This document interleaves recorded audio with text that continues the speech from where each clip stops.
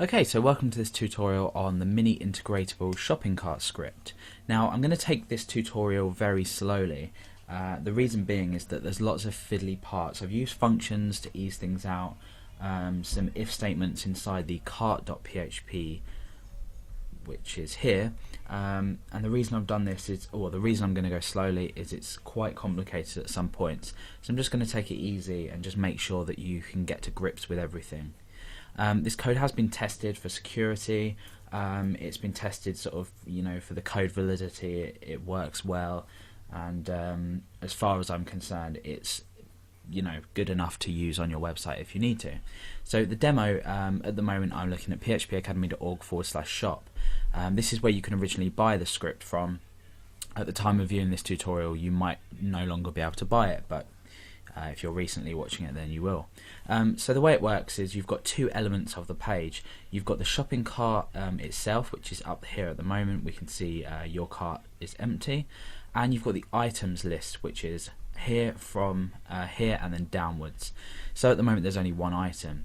You can see we've got a title at the top here. You've got a description here, and this is highly customizable. So obviously if you wanted this title in bold, that might be a good idea, so you could put some strong tags in there, and you've got the price here and the description in the middle. So these two elements are separate and they're called using two different functions.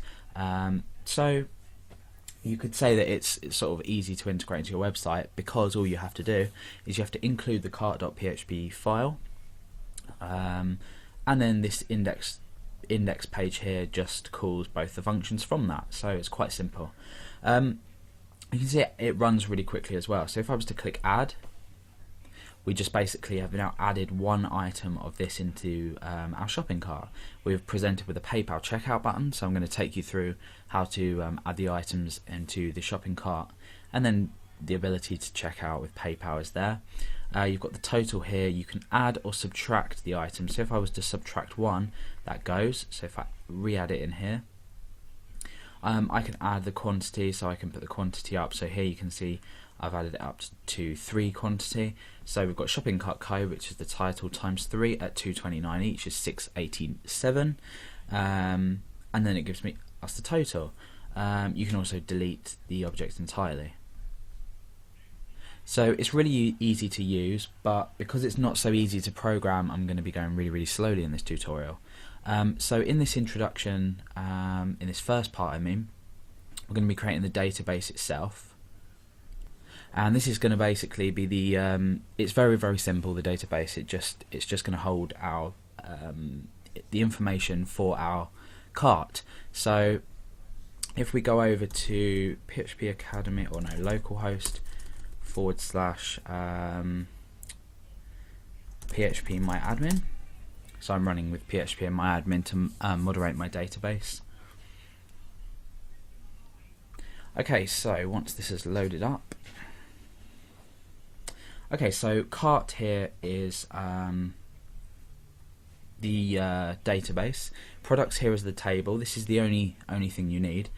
So here we've got the ID, we've got the name, the description, the price, the shipping, and the quantity.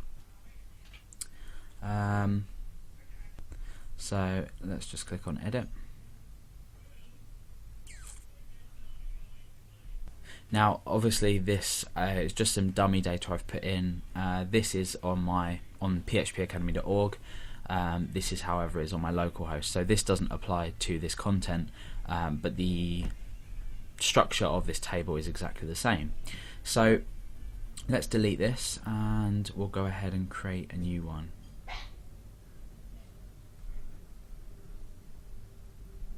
Okay, so the table needs to be called products, number of field 6. Okay, the first field is ID, the second field is name, and then we've got description,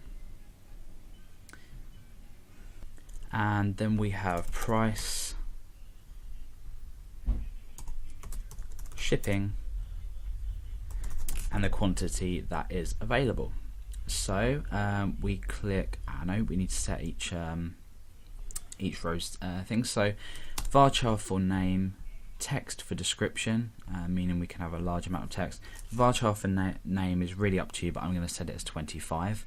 The ID is going to be auto increment, so we're going to increment each time we add an option or a row, and we're going to have that as the primary key. The price is obviously going to stay at sort of like a number value, but we want it as a float, so we can have sort of say £2.50, so with a 5 and a 0. We have a decimal point in there. Shipping is going to be exactly the same, a float, and quantity is going to be int because we're going to have whole quantities only. So if we click save, okay, so let's browse the table. Well, we can't at the moment. Let's look at the structure. ID, name, description, price, shipping, and quantity. Everything's there. Now we need to insert a value. So I'm going to put the name as say a book. This is a book. The price of the book I'm going to put let's say £3.99, and the shipping I'm going to say £1.99, and the quantity I'm going to set 10. Now the shopping cart as it stands doesn't deduct quality when purchased. That's up to you to do that in the back end. I haven't programmed it to deduct quantity. However, it will stop the user ordering more than 10 in one go. So that's a good thing, I guess. We're going to add another item now, so I'm going to say so we've got a book and let's say tea. Tea. Some tea. I'm going to price this at £6.99, and my shipping is going to be £2.99, and the quantity I'm going to say I've got 5. Actually, let's lower that a bit to 3 so for testing purposes. Let's click go, and we've inserted them 2 records into here. So we've got name book and name tea and description of each one, the price, the shipping, and the quantity of each one. Now what will happen is, let me just get rid of this. What will happen is when we do start to program, we're going to list each item, then we're going to add sort of our add button, allow it to be added, and we're going to be going back and forth from index.php, which is here, and cart.php. Index.php requires no PHP code except calling each function, so we can call the function to display the items in one part of our page, and call the function to display our shopping cart in another part of the page, and cart.php is going to deal with everything. So index.php we're going to leave alone just for now, but inside PHP we're going to have to start creating a few things. So I'm going to break in and just say session start, because we are going to be using sessions to store cart data. I'm also going to set the page to index.php.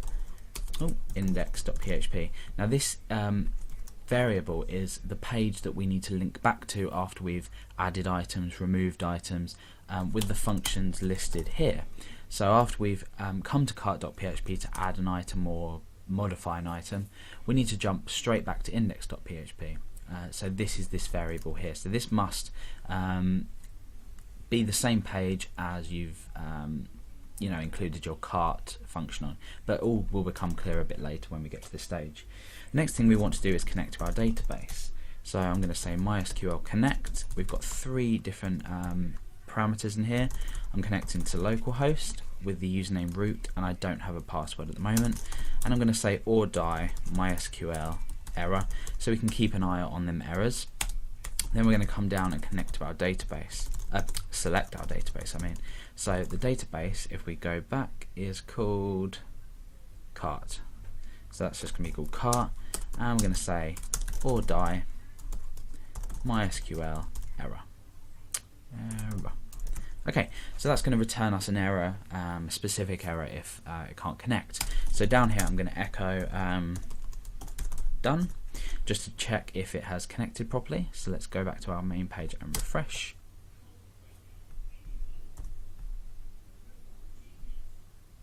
Okay, sorry, yeah, my mistake.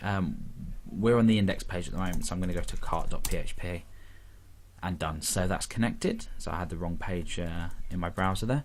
So this is connected successfully, and what we want to start doing now is building up different functions that are going to allow us to access our products from our database and then add them to our shopping cart itself. So that's in the second part of this tutorial.